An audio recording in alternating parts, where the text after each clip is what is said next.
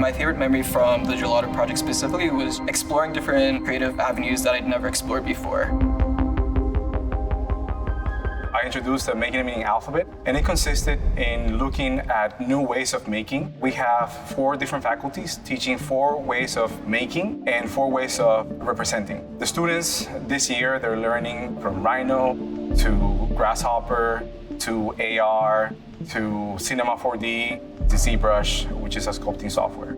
In the Gelato project, we try to understand better the sort of parallel realities of the digital and the physical. I think it's a great opportunity for us to take on that space and sort of see what we can design for it. We designed virtual Gelato, and we started to look at it as an object, and then we transformed that into different spaces and characters with animations and things like that. Basically, the Gelato project was divided into 4 sections, and it was quite playful. They could choose which section they wanted to invest more time in. The first part was procedural modeling to quickly make iterations of gelatos as virtual objects. And then the second part was to animate it and sort of see how the objects sort of interact with each other, with the environment and the surroundings. And the third part was to use augmented reality. That's where the parallel realities really come in. And the last part was curation, where they actually made it into a movie. For the Gelato project, we initially presented a collection of AI-generated images conveying certain characteristics of Gelato. And we were instructed to kind of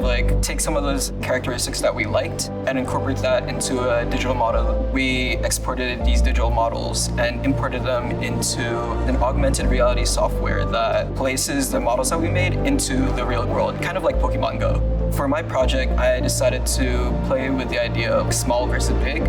So in my final film, the basic plot was I was making scrambled eggs for breakfast, and a tiny blob of gelato just scrambles onto the cooking surface, and I grab it and eat it. But its mom, a big gelato the size of a house, was in a neighborhood, and as soon as it sensed that I was eating it, it kind of attacked me. So it was kind of just playing along with different scales of the models that we made. But in Making and Meaning, we try to do the reverse, where we produce and then we try to discover new things and re-see these objects in sort of a scaleless form and just juxtapose them in different places and see what can come out of it. Anybody can enroll into Making and Meaning. We have students that don't have a background in architecture. We have students that are in their undergrad program, and they come to SCI-Arc to experience something new and get really in tune with the digital skills.